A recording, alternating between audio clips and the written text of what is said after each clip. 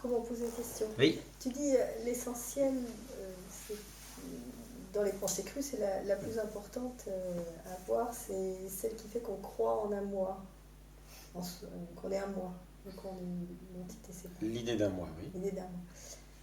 En ce qui me concerne, je ne sais pas si j'y crois ou si j'y crois pas. Comment on repère ça? Il me semble qu'on a déjà eu une discussion un peu comme ça une Et fois. je pense oui, parce que voilà, j'ai pas avancé là.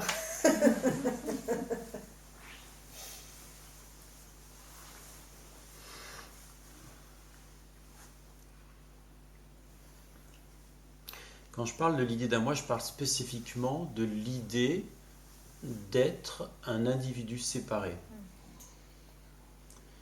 qui pense par lui-même, qui fait des choix par lui-même et qui pose des actes par lui-même.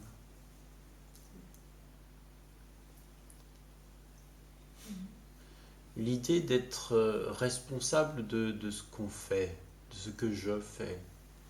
L'idée que ça ne peut pas fonctionner si ce n'est pas moi, enfin s'il n'y a pas un moi aux commandes, s'il n'y a pas quelqu'un qui fait quelque chose.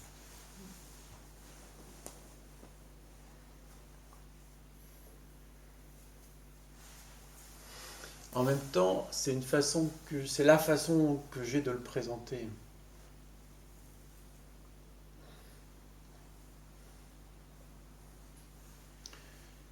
J'ai rencontré quelqu'un qui ne comprenait pas cette histoire de moi, de l'idée d'un moi et tout, puis qui s'est dit, c'est bien sûr que si, il y a un moi. Puis elle est restée avec, mais alors c'est quoi ce moi? C'est quoi ce moi dont je connais l'existence, dont je suis sûr qu'il l'est, tu vois? Et en fait, c'est comme ça qu'elle est remontée à je suis. Et pouf, ça s'est effondré. Elle s'est aperçue qu'en fait, le monde apparaissait en elle, et que donc le corps, Gaël, apparaissait en elle. Et qu'en fait, ça n'avait jamais été comme elle croyait que ça avait été. Et pourtant, elle n'avait pas l'idée d'un moi tel que je le définis là. Mais l'idée d'un moi qu'elle avait n'avait jamais été regardée.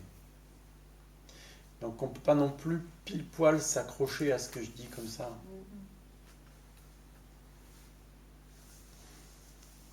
Après, c'est un petit peu chacun à sa manière.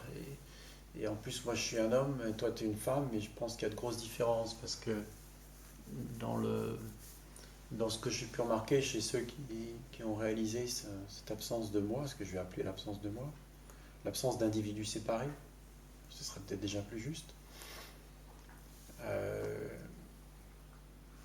eh bien, plus de la moitié, je pense au moins les 3/4 des femmes à qui c'est arrivé, passent par ce côté-là où elles réalisent que le monde apparaît en elles. Que le corps apparaît en elles, que le monde apparaît en elles, et que donc elles ne sont pas ce corps, qu'elles ne sont pas ce qu'elles croyaient être. Tu vois, la plupart passent par là. C'est drôle. Je ne sais pas si c'est comme ça en général, mais en tout cas, les gens que j'ai vus, c'est comme ça. Et les hommes, pas. Ah j'en connais au moins un qui est mon mari qui est assis. Bon. Oui. Ouais, oui, si.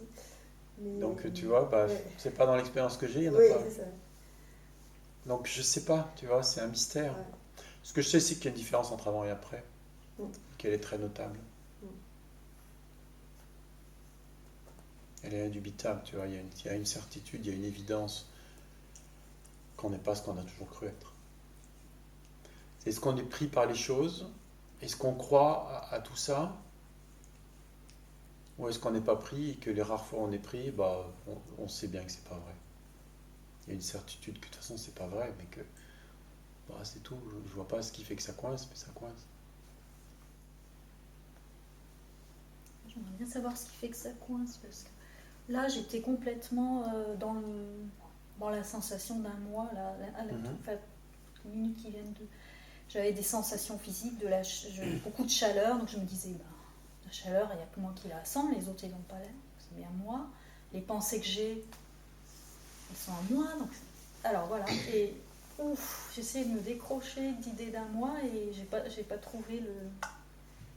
Pas trouvé. Non, ce qui se passe, c'est que tu interprètes le fait que ce corps soit ressenti comme moi.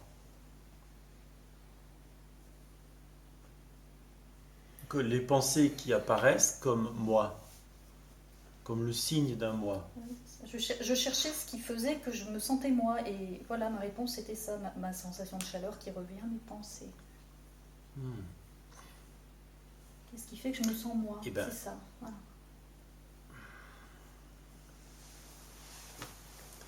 Oui, mais est-ce que la sensation de chaleur prouve l'existence d'un individu séparé?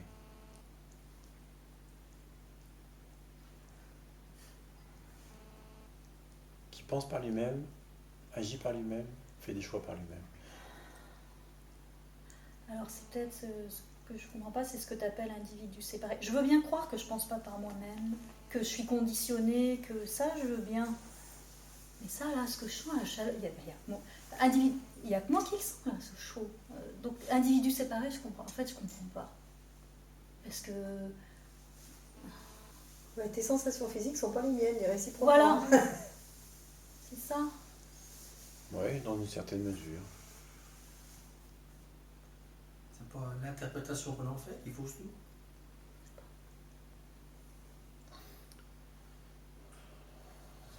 Je sais bien.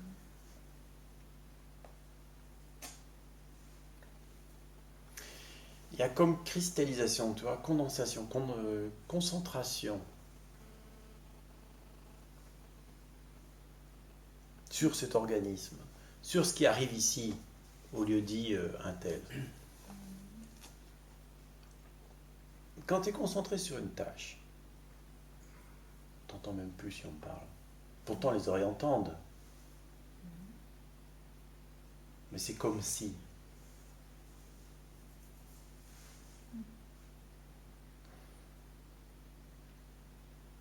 La conscience est contractée à un endroit sur cet organisme.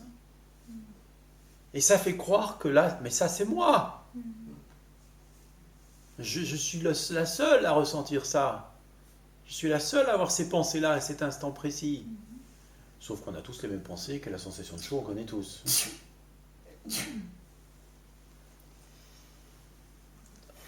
Mais si ça cesse d'être concentré, que ça devient centré, c'est-à-dire que si l'espace s'ouvre, l'espace, ça ne veut rien dire, mais enfin, on devait dire si l'espace de la conscience ne se restreint pas à cet organisme, alors on réalise tout à coup qu'on sent des choses qui n'appartiennent pas à moi, à cet organisme, que je peux ressentir ce qu'un autre ressent, penser, enfin, savoir ce que l'autre pense, penser à l'autre en même temps qu'il pense à moi.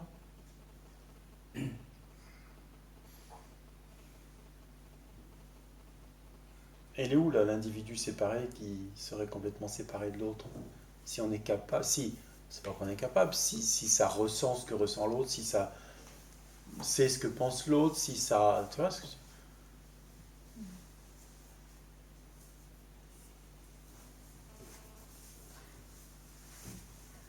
je suis pas en train de nier le fait qu'il y a des organismes différents. Je suis en train de dire que et il y a des organismes différents, et ça ne prouve en rien l'existence d'un moi qui les pilote, et ça ne prouve en rien une séparation au sein de la conscience.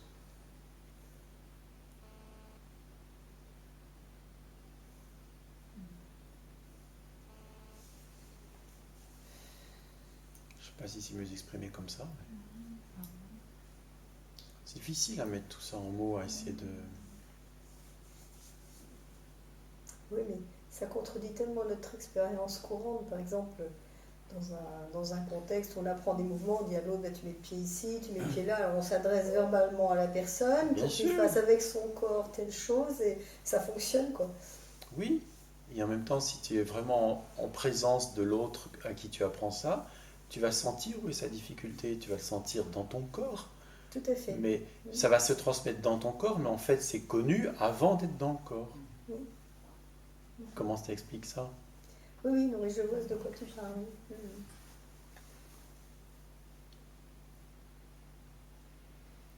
On est en lien.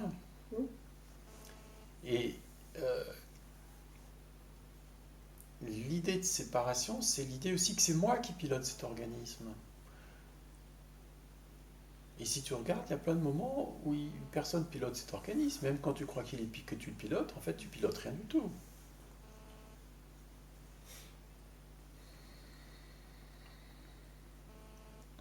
Et puis, il y a l'idée que c'est à moi que ça arrive. Peut-être ça, c'est peut-être plus facile. Il y a l'idée que c'est à moi que ça arrive.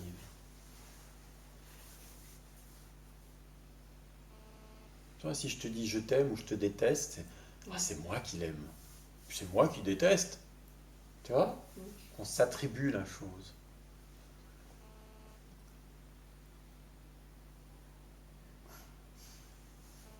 Et ça, sans conteste, ça signe la croyance en un moi.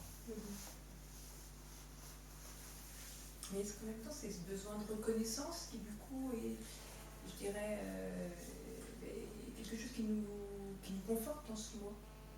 Mais il y a besoin de reconnaissance parce qu'il y a des pensées crues, parce qu'il y a la croyance en un moi.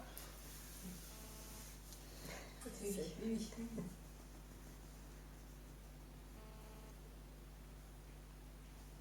Moi, tu peux me détester, je t'aimerai quand même, ça ne changera rien.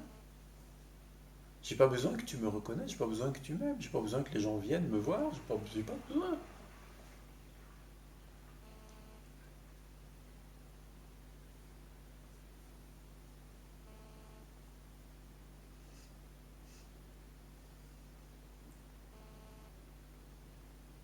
Il n'y a pas de besoin, en fait. Bon, les besoins physiologiques demeurent, bien sûr, mais le reste, il n'y a pas besoin.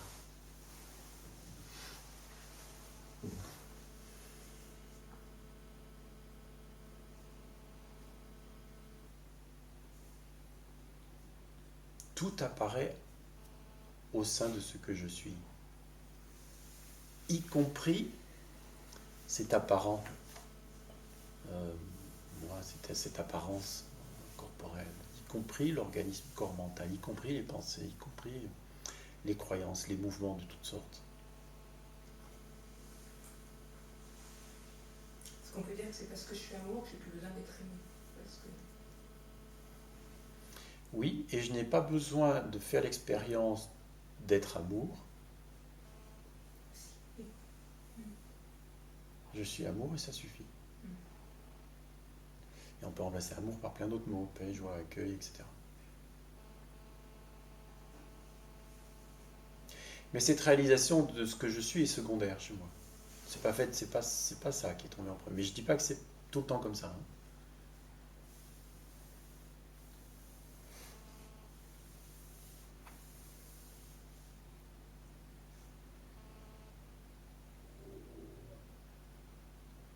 J'ai vécu des expériences mystiques où j'étais amour et où tout était amour, etc. Et ça crachait le feu, tu vois. Non pas que ça crache pas le feu maintenant, mais l'expérience est beaucoup moins forte que dans ces expériences mystiques.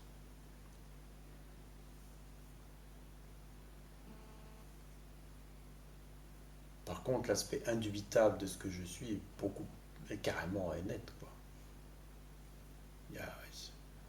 Il n'y a aucun doute, ça jaillit, tu vois. La première fois que j'ai dit je suis le bonheur même dans un groupe, ça a été, tu vois, j'étais surpris moi-même et en même temps, bah oui, c'est évident, quoi.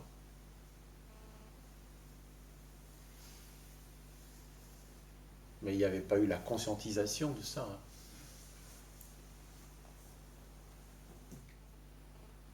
Ne vous attachez pas à tout ça, à tout ce que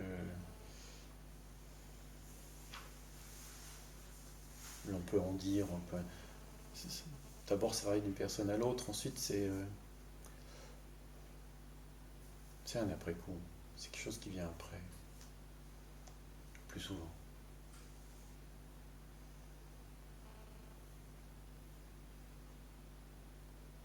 Vous voyez bien, lorsque Brigitte, tu fais l'expérience que le corps marche tout seul, tu n'es pas en train de te dire je suis le bonheur même.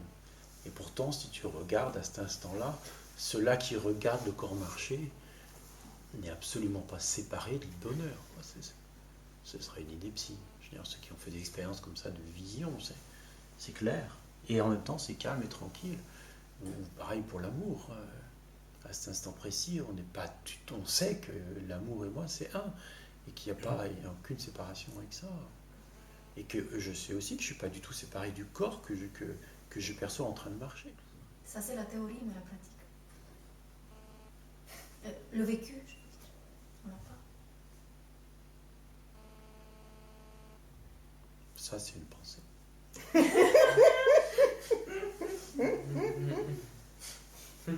Il y a plein de moments dans la journée où il n'y a pas l'idée d'un moi, où il y a une tranquillité paisible, tranquille, vraiment tranquille, tu vois. Mais ces moments-là sont vus comme pas importants, tu vois. On passe dessus. C'est comme quand tu regardes un film, entre chaque image, il y a un espace. Il n'est pas vu. On porte le regard sur l'image, mais pas sur ce qu'il y a entre les images. Là, c'est la même chose. On porte le regard sur ce qui est attirant pour l'organisme, pour ce qui nous happe, tu vois, je sais pas comment dire, ce qui nous fascine pour l'image, et pas pour ce qui soutient l'image, ce qui permet à l'image d'apparaître. Sur l'écran.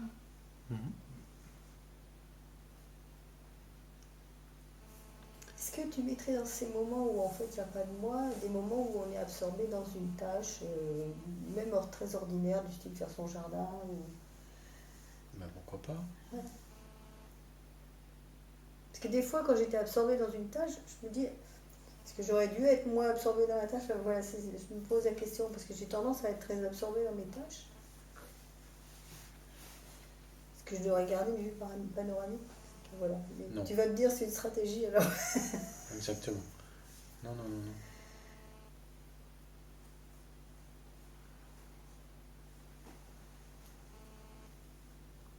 C'est-à-dire que je suis va se manifester, après va continuer. La vie va continuer à se dérouler, quoi. Ne croyez pas que ce soit tellement différent.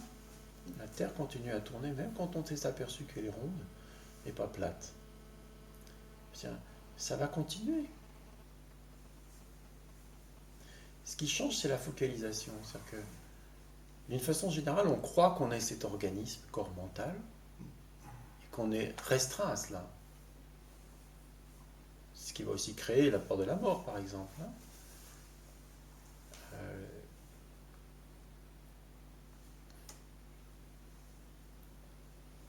Si vous essayez d'arrêter d'être, vous vous rendez compte que vous ne pouvez pas. Et si vous restez avec cela qui ne peut pas ne pas être, c'est juste calme et tranquille. Ça n'a pas l'idée de la mort, ça n'a pas l'idée d'être l'organisme, corps mental.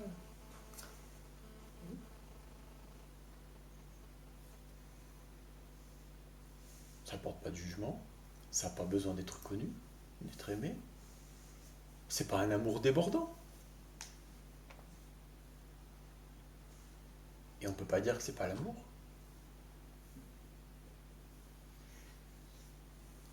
Et si vous restez avec cela qui ne peut pas ne pas être, et que vous êtes,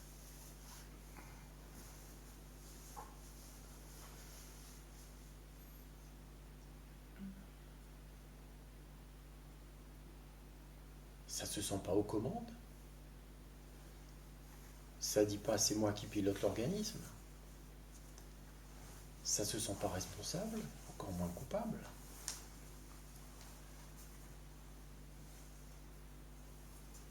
Ça n'a pas de manque, pas de besoin, pas de recherche.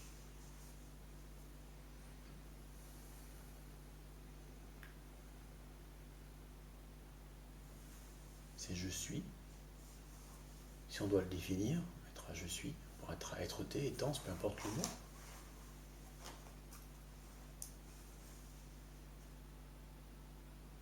Et il n'y manque rien.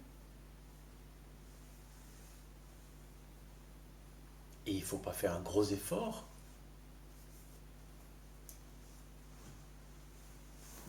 pour percevoir tout ça, pour en être conscient. C'est là en permanence. Et cette étance, cette être-té, elle est là en permanence. Si on regarde, elle est sûre, c'est sûr qu'elle est tout le temps là. Que j'aille bien ou mal, que je sois malade ou en bonne santé, un homme ou une femme, grand ou petit, etc. Peu importe.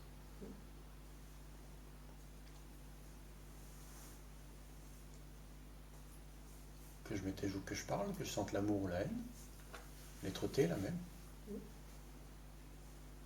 C'est cela dont je parle. C'est ce je suis. C'est la chute de l'idée d'un moi, comment on dit, la dissolution de cette croyance en l'idée d'un moi, nous dépose en je suis. C'est une première étape. Essentielle.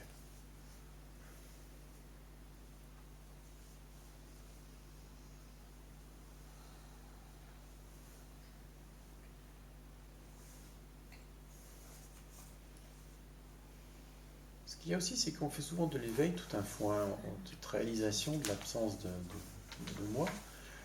On s'imagine que ça va être un truc, mais alors complètement énorme, merveilleux, génial, enfin que vraiment, waouh, ça va être une expérience, mais c'est justement pas une expérience.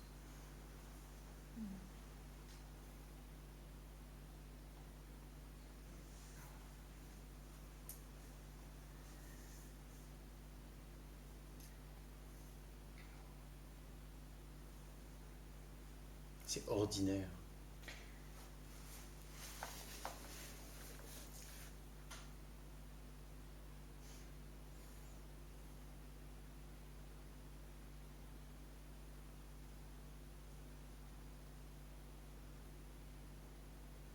Ça veut dire que c'est quelque chose aussi qui, d'une certaine manière, est connu. C'est simplement que le regard ne se porte pas de ce côté-là, d'une manière générale.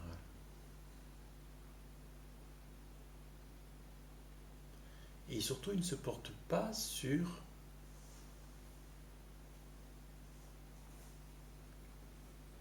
l'inexistence ou l'existence d'un moi, individu séparé. Lorsque apparaît des moments comme ça, lorsqu'apparaissent des moments où simplement il y a être-té, il n'est pas regardé il y a un moi ou pas.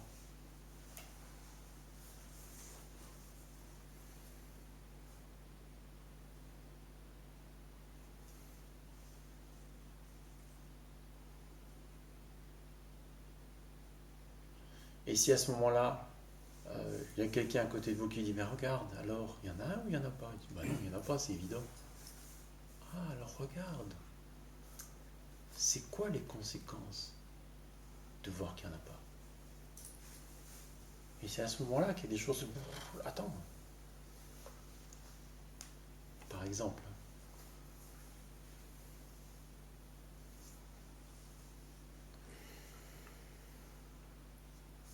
Mais il se trouve que lorsque, d'une façon quotidienne, comme ça, le je suis vient à s'imposer, quand on ressent cette être-té, il n'y a pas de question. Donc la question de l'essence du moi ne se pose pas.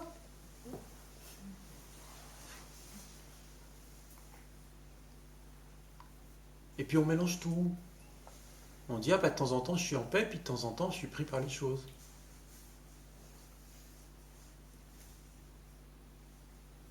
Parce qu'il y a une continuité.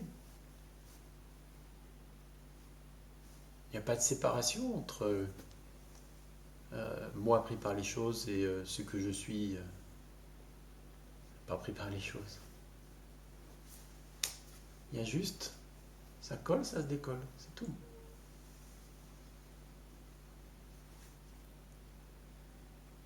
Ça colle à l'histoire, ça croit à l'histoire ou ça y croit pas. C'est un peu comme lorsque vous allez au cinéma et puis vous rentrez complètement dans le film. Vous vivez avec les acteurs. Vous oubliez complètement le monde extérieur.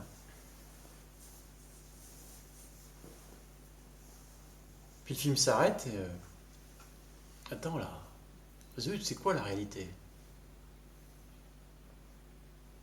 C'était pas réel, c'était juste un film. J'ai été prise par le film. Je parle d'un film, mais ça peut être n'importe quoi d'autre dans le monde, dans la vie.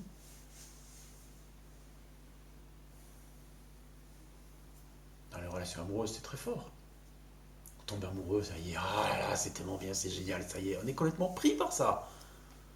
Puis quand ça commence à tourner au vinaigre, on est moins pris par ça. On est pris par...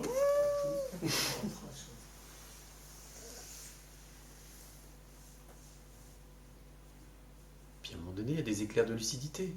On se dit, en fait, j'ai toujours su que c'était pas le bon. C'est-à-dire que ça a su, mais ça a fait comme si. Tu comprenez ce que je veux dire? Mais ces moments, il y a plein de moments en fait où on n'est pas pris. Et où c'est simplement tranquille.